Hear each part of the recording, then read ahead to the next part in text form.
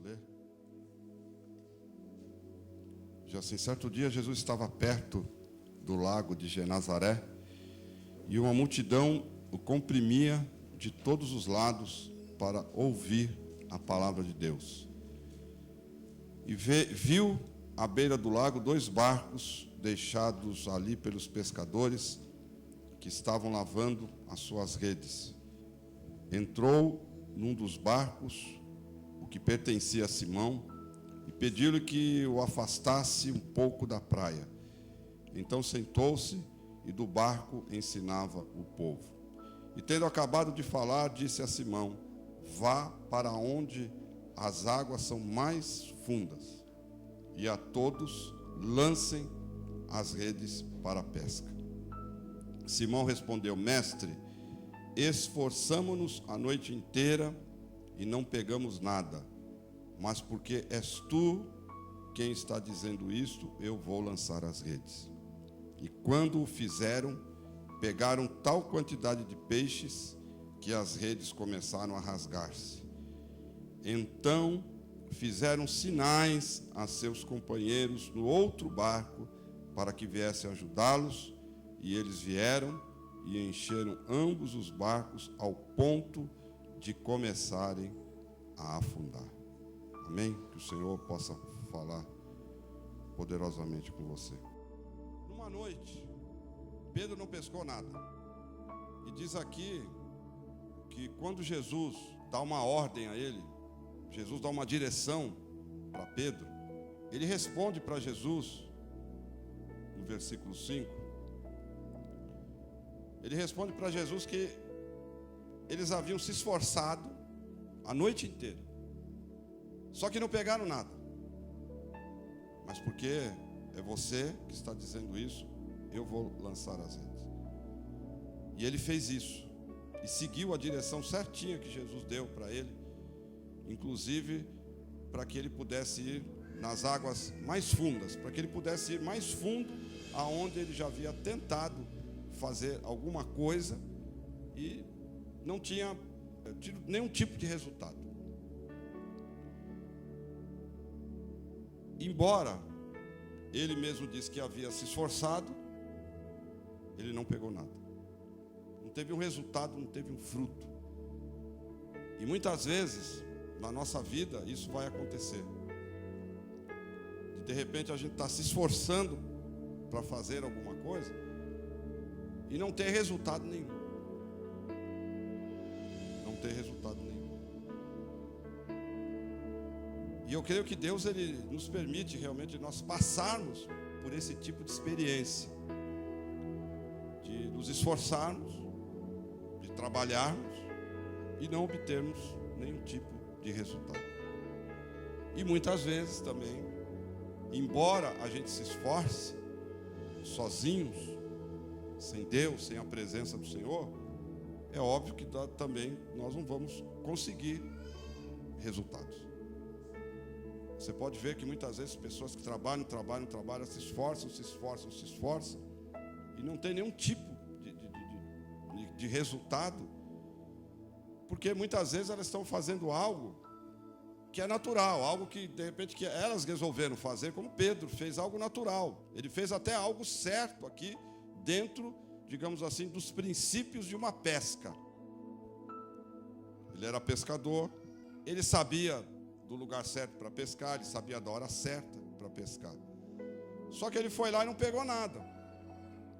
Só que ele foi lá e não teve resultado nenhum.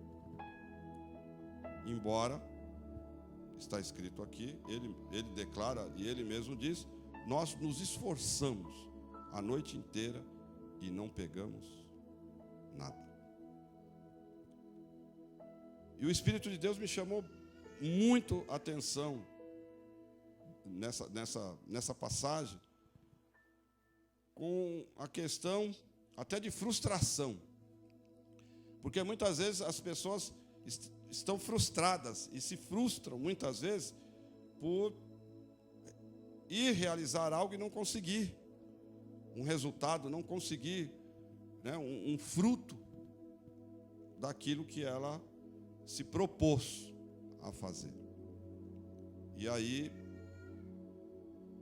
esse sentimento de frustração, muitas vezes, leva as pessoas à desistência. Se frustrou, parou, desistiu. Ela não vai avante. Ela não vai em frente, ela não persiste. Por quê? Porque foi frustrada, porque não deu certo. E isso, infelizmente, acontece muito dentro do povo, né, no meio do povo de Deus, dentro das igrejas. Pessoas que, por causa de uma frustração, elas pararam e elas acham que, se fizerem novamente, elas serão frustradas de novo. Então eu creio que dentro dessa mensagem aqui, tanto para quem está aqui, para quem vai ouvir lá na internet, eu tenho certeza absoluta que o Senhor vai estar trazendo cura para esse tipo, né, de sentimento de frustração. E a palavra de Deus ela é muito clara com referente a nós nos esforçarmos, continuarmos nos esforçando. A palavra ela é muito clara nas orientações do Espírito Santo de Deus, com referente à determinação, com referente à perseverança. E é interessante que dentro dessa passagem aqui existem vários ensinos, mas existe um ensino aqui que eu quero que você receba aí no seu coração, que no dia seguinte, Pedro fez a maior pesca da vida dele. No dia anterior, ele não pescou nada. No dia anterior, ele estava frustrado. No dia anterior, creio que ele deve ter ficado triste, porque inclusive a pesca ainda, né, era o meio de sobrevivência, era o meio de ele poder estar trazendo o sustento para sua casa e para sua família. Mas mal sabia ele que no dia seguinte ele ia fazer a maior pesca da vida dele, que no dia seguinte ele ia receber uma bênção tão poderosa,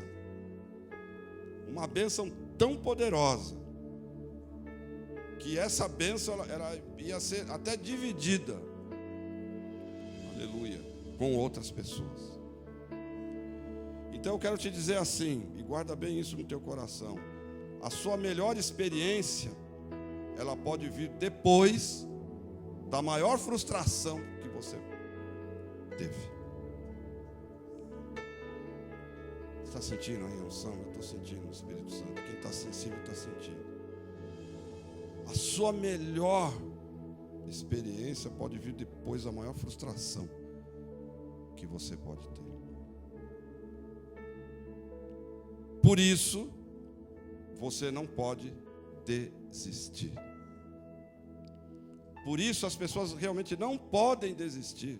E por isso que eu creio que é uma palavra rema. Você sabe o que é a palavra rema? A palavra rema é uma palavra específica. Rema, né, no grego, ela significa uma palavra específica. É como uma palavra profética, mas era uma palavra específica para o momento certo. É uma palavra específica para aquilo a qual você está vivendo. E Deus pega e envia essa palavra. E isso é chamado de palavra rema. É a palavra que ela vai trazer um efeito. E vai gerar um efeito na sua vida. E a palavra rema, você que está sensível e está sentindo o Espírito de Deus, tente de novo.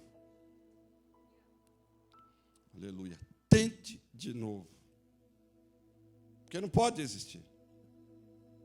Porque se Pedro desistisse, se Pedro, na realidade, ele não desse ouvidos, por isso que é importante a palavra, não desse ouvidos àquilo a qual Jesus estava dizendo para ele, embora.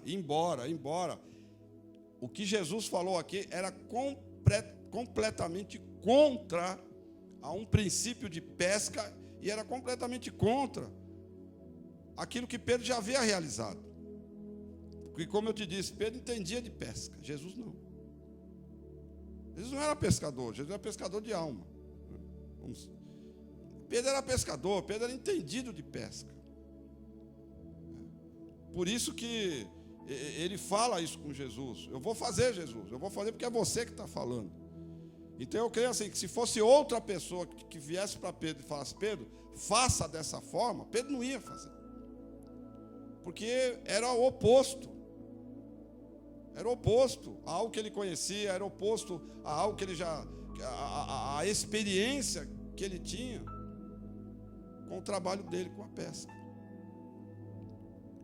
Mas Deus é tremendo, porque Deus, os propósitos do Senhor, como a palavra diz, Isaías 55, eu sempre friso isso aqui, ele é completamente diferente do nosso. E na maioria das vezes, o Espírito Santo de Deus, ele traz realmente direções para a nossa vida completamente diferentes. E se a pessoa não dá ouvido à direção do Senhor, aquilo que Deus está orientando, ela vai perder a maior bênção da vida dela.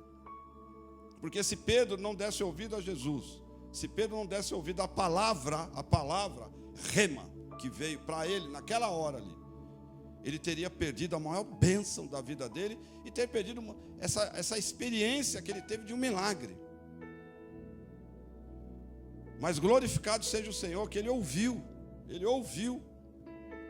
aquilo que Jesus falou para ele, embora, repetindo, fosse oposto. Mas ele obedeceu. E por causa disso, eu creio, foi curado da sua frustração, foi suprido da sua necessidade, e o suprimento veio de uma forma muito grande. O suprimento veio, né, de uma forma muito poderosa, porque diz aqui que houve uma abundância, tanta abundância, uma abundância tal, que as redes começaram até a se rasgar.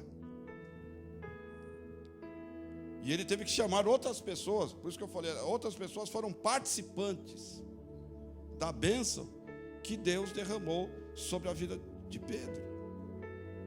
Aleluia. Por quê? Porque simplesmente ele obedeceu. E simplesmente ele foi ousado em realizar aquilo que Jesus havia falado para ele fazer. Por isso, não podemos desistir. Por isso, precisamos tentar de novo.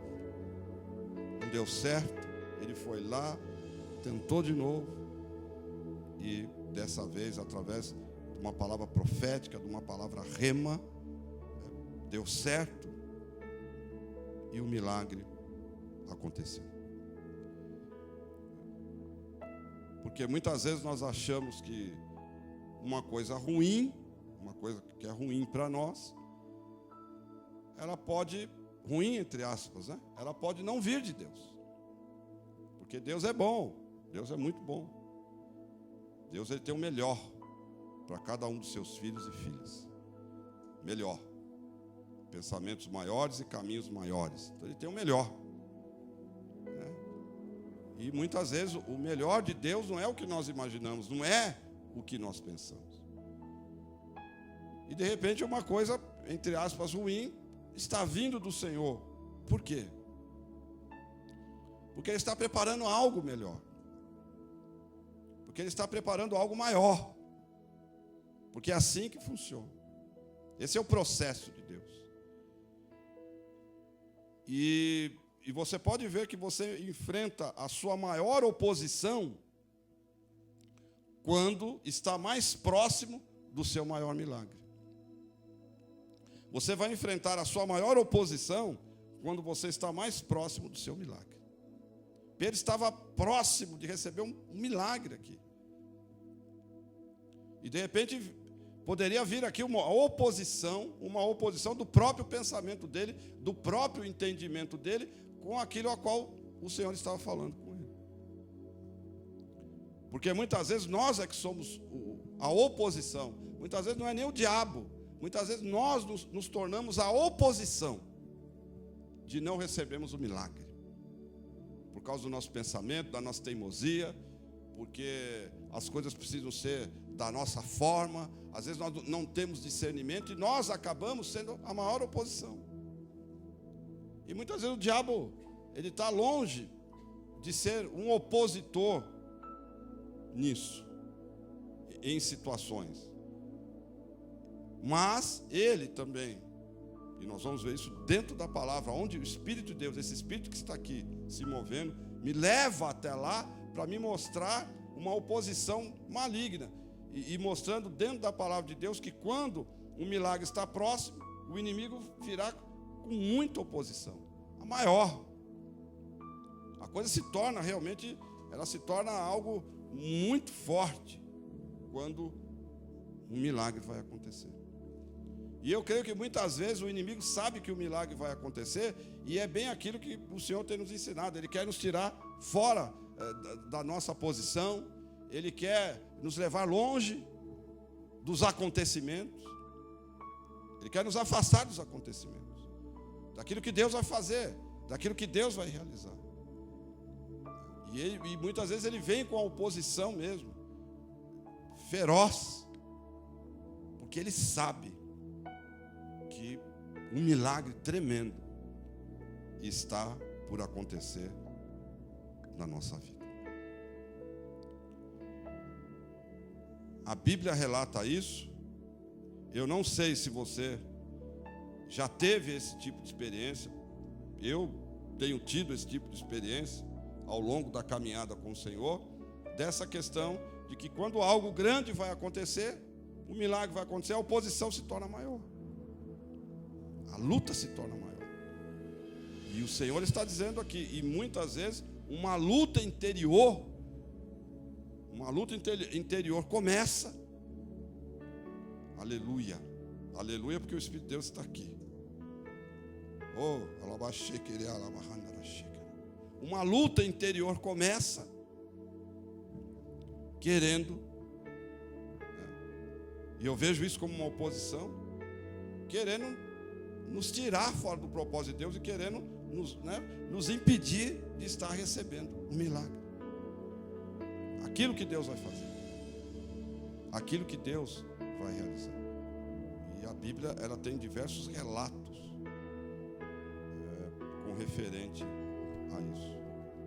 Porque a luta interior é aquela questão, né, que o apóstolo Paulo diz: aquilo que eu não quero fazer, eu acabo fazendo, e aquilo que eu quero fazer, aquilo que eu não quero fazer, eu acabo fazendo, e aquilo que eu quero fazer, eu não faço. E vem aquela luta, aquela oposição, aquela luta interior, que é uma coisa assim muito forte. Será que eu estou fazendo a coisa certa? E vem aquelas coisas muito profundas dentro do nosso ser. E muitas vezes vem a voz dizendo: não vai dar certo, não vai dar certo, não vai dar certo, não vai dar certo. E as vozes, elas acabam vindo, muitas vezes, uma voz contrária àquilo que Deus está nos dizendo. A voz contrária. E normalmente, o Espírito de Deus me disse aqui, normalmente é a voz da desistência. A voz da desistência. Quando Deus me trouxe para Curitiba, e como eu já tinha tido frustrações aqui em Curitiba, sem ser um crente ainda, um evangélico, então eu tive muitas frustrações na terra. Eu vim com uma expectativa para a terra, e quando eu chego aqui na terra, as minhas expectativas, elas caíram por terra. Isso gerou uma frustração, na minha vida. E é óbvio, como eu te disse, por causa da frustração, eu desisti e vim muitas coisas, né, dentro do meu ser e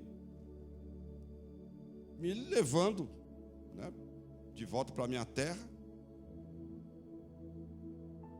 E quando Deus me fala para voltar para cá, é óbvio que a primeira coisa que veio no meu coração, realmente veio um sentimento de frustração. Eu estava frustrado ainda. E dentro de mim eu achava que as coisas realmente não iam dar certo aqui. Por quê? Porque já havia dado errado. Mas o Espírito Santo de Deus, esse Espírito que está aqui, que é o mesmo Espírito que estava sobre Jesus, que é o mesmo Espírito que estava sobre os apóstolos, que é o mesmo Espírito que estava, né, sobre os profetas, o mesmo Espírito está aqui conosco. Ele veio sobre mim e me curou disso, de todo esse sentimento de frustração, de todo esse sentimento de que as coisas não iriam dar certo, porque já não havia dado certo. Mas só que eu esqueci de uma coisa. Quando eu vim aqui pela primeira vez, eu vim porque eu quis. E aí entra bem dentro dessa passagem, que mesmo eu me esforçando, amém? Mesmo eu me esforçando, não dava certo. Mesmo eu me esforçando, mesmo eu trabalhando, não dava certo. Por quê? Porque Deus não estava comigo. A diferença era justamente isso. É Deus estar. E por Deus não estar, é óbvio, não ia dar certo. E eu me esqueci disso, que da segunda vez era diferente. Dessa segunda vez, Deus estaria comigo como está até hoje. E aí é diferente. É isso que muda. É isso que transforma a vida e situações das pessoas. Mas para isso eu preciso querer, querido. Eu preciso, na realidade, muitas vezes, até como está aqui na palavra, me esforçar para poder realizar aquilo que Deus quer que eu realize. Então você que está sentindo o Espírito de Deus, está sentindo a unção de Deus, essa é a palavra para você, aqui nessa noite. Dentro de uma palavra rema, de tentar de novo, de saber que você vai enfrentar uma oposição muito maior quando o teu milagre está por acontecer. E Deus me fez lembrar justamente a questão de Israel. E quando você lê e estuda a história de Israel, você vê que no livro de Êxodo, capítulo 14, quando Deus está levando o povo para operar um milagre, quando Deus está levando o povo para poder atravessar o mar, lá no versículo 9, está escrito assim: os egípcios, com todos os cavalos e carros de guerra do faraó, os cavaleiros e a infantaria, saíram em perseguição aos israelitas e os alcançaram quando estavam acampados à beira-mar, perto de Pi-Hairote, de fronte de Baal-Zefon. Ao aproximar-se o faraó, os israelitas olharam e avistaram os egípcios que marchavam na direção dele, e aterrorizados, clamaram ao Senhor. Clamaram ao Senhor. Você veja que a oposição estava tão forte, porque com o inimigo não se brinca, nem com Deus, né? Somente com Deus.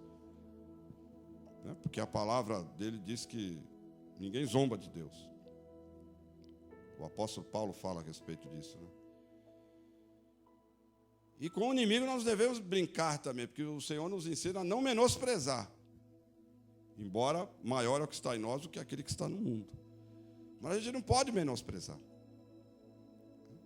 Como Paulo, né, falou, nós não, ele fala, nós não ignoramos os seus ardis. Então eles sabiam. E ele está aí para matar, para roubar e destruir. E é o que estava acontecendo aqui. Queria matar o povo de Deus. Ele queria estar destruindo o povo de Deus. E impedir, na realidade, o povo de estar indo aonde Deus estava levando eles. E Deus estava levando eles para a bênção, Deus estava levando para uma promessa. Mas veja aqui que antes da abertura do mar, antes do milagre, veio a oposição. E veio aqui em forma de perseguição. E eles passam aqui a enfrentar uma oposição maior, porque o milagre deles já estava próximo. E diz aqui que eles ficaram até aterrorizados. E é real, né? Porque quando estavam chegando perto do mar, aonde Deus ia operar, né, aquele milagre tremendo, foi aonde Faraó veio, né, com todo, aqui diz que com todo o seu exército, né? Diz assim que eles veem os egípcios com todos os cavalos, com todos os carros de guerra, os cavaleiros, toda a infantaria, saíram em perseguição. Então eles estavam enfrentando isso antes do milagre. E é assim que funciona. É assim que acontece na nossa vida, né? Quando vai se abrir uma porta, quando um milagre está por acontecer, o inimigo vai vir com fúria. Ele vai vir com essa oposição, ele vai vir, né, de alguma forma, né, ele vai se opor para poder, nos impedir. Aqui eles não conseguiram. Não conseguiram por quê? Porque Deus estava na frente de tudo isso. Embora a situação ali para eles, principalmente para a maioria ali do povo de Israel, por causa da incredulidade, por causa, né, do posicionamento incorreto que eles estavam com Deus, eles realmente não estavam acreditando que existia uma saída para eles dentro dessa situação, que o milagre realmente iria acontecer. Tanto que eles começam a murmurar aqui: Moisés, que você nos tirou lá do Egito, você nos trouxe para cá, né, para nós morrermos, falta túmulos no Egito, né, por que você nos trouxe aqui no deserto? O que você fez conosco? Começou, né, uma murmuração ali, um medo, uma insegurança muito grande por aquilo que eles estavam vendo. E normalmente é isso que acontece na vida de pessoas, as que não estão na presença de Deus, as que elas estão, embora sejam do povo de Deus, mas elas estão andando incorretamente, não acreditam que Deus pode fazer. E aí olhar a situação e achar que não vai acontecer. E aí vem o medo, vem a insegurança. Foi o que aconteceu aqui. Moisés teve que dizer aqui para eles: não tenham medo, fiquem firmes e vejam o livramento que o Senhor vai trazer hoje, porque vocês nunca mais verão os egípcios que hoje vocês estão vendo. O Senhor lutará por vocês. Então somente se acalmem, aleluia. Então somente se acalmem. Então não era a hora como eu sempre digo, de orar, de ficar orando, né? Porque Moisés foi isso e Deus falou: não. Por que você está orando? Por que você está clamando? Você tem que andar, você tem que caminhar, Moisés. Então não era a hora de orar, era a hora de dar passo de fé. Esse era o momento, né? De dar o passo de fé. Não era mais para ficar lá clamando a Deus, né, orando. Era o momento de dar passo de fé, era o momento da fé, era o momento de acreditar naquilo que Deus já havia dito para fazer, como ele falou para Pedro. Era o momento de Pedro acreditar. Pedro tinha que acreditar. Era o momento de Pedro dar os passos de fé. E eu creio que é esse momento que algumas pessoas estão vivendo. É o momento de dar passo de fé. Não é mais a hora de ficar orando, porque Deus falou para Moisés o que ele tinha que fazer. Deus já tinha falado, e Jesus já tinha falado para Pedro o que Pedro tinha que fazer. Pedro não tinha que ficar orando ali e ficar falando com Jesus. Jesus já deu a direção. Então o que ele tinha que fazer para poder receber o milagre era justamente dar o passo de fé, ou seja, agir. Agir. Ação. Dentro de tudo aquilo que Deus já me instruiu. A palavra do Senhor diz que, o Espírito Santo está me lembrando aqui, que com Deus não existe sombra de variação. Não existe sombras de variação, não existe dúvidas. Deus falou, está falado. Deus falou, está falado. Ele falou. Agora, se eu quiser receber aquilo que Ele me diz, eu tenho que obedecer. É assim que funciona. Por que o povo, Deus voltou atrás com o povo de Israel? Deus não voltou atrás. Deus falou, eu vou levar vocês. Mas só que eles não acreditaram. Só que eles não acreditaram. Então, por eles não acreditarem, eles não puderam experimentar o que Deus havia dito que iria acontecer. Deus não voltou atrás, a promessa dele ficou mantida. Por quê? Porque se Deus tivesse voltado atrás, nem Josué, nem Caleb, nem os outros iriam entrar, querido, dentro da terra prometida. Se Deus tivesse voltado atrás, nenhum israelita ia entrar em Canaã. Ele manteve a palavra dele. E ele continua mantendo a palavra dele. Agora, a questão somos nós. Nós. É que se vamos dar o passo de fé ou não. Ele continua. Se ele disse que vai acontecer, vai acontecer. Se ele disse que vai fazer, ele vai fazer. Mas depende de mim. De agir. De poder enfrentar toda a oposição, como Moisés enfrentou aqui.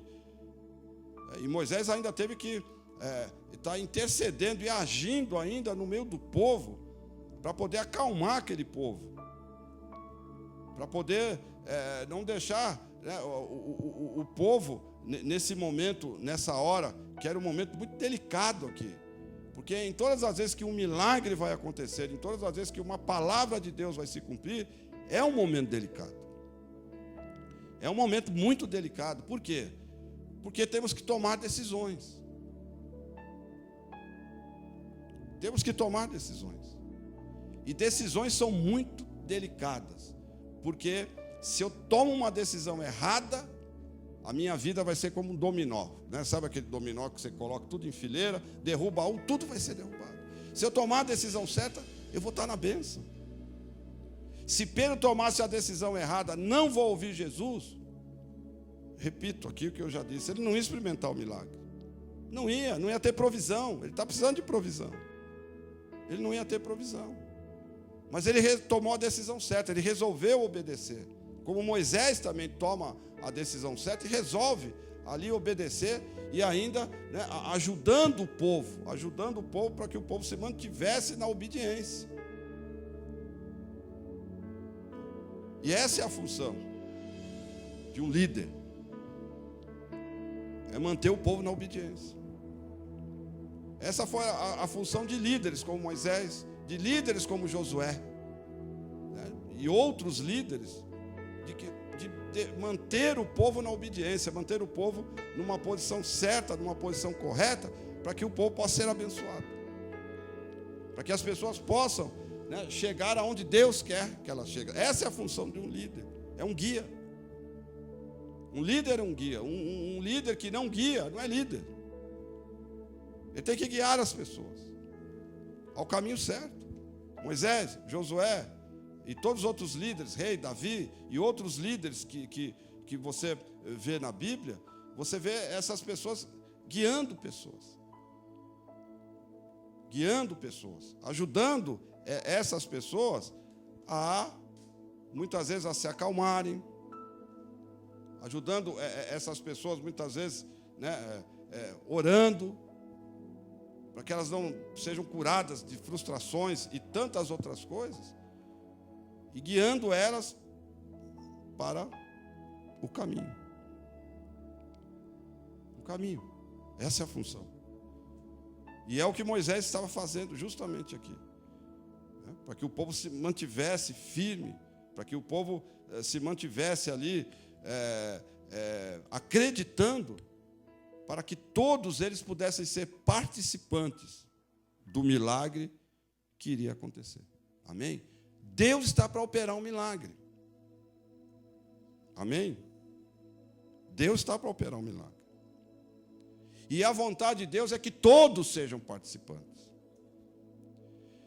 Mas quem é que vai experimentar o milagre? Aquele que quer. A minha função é a mesma função, como eu disse, de um líder, de qualquer líder, é ajudar as pessoas a receber o milagre. Porque é um milagre coletivo. Aqui foi um milagre coletivo. Aqui não era um milagre individual. Tanto que você vê Pedro recebendo o milagre, mas o milagre lá foi coletivo também. Porque outras pessoas, elas foram participantes da bênção que Deus derramou sobre a vida de Pedro. E Deus, Ele quer operar um milagre coletivo. Um milagre onde todos possam ser participantes daquilo que Ele vai fazer, daquilo que Ele vai realizar, daquilo que Ele vai derramar. Mas para isso, nós precisamos nos manter firmes. Firmes. Você vai enfrentar a sua maior oposição. E essa maior oposição pode ser você mesmo, quando o seu maior milagre estiver próximo.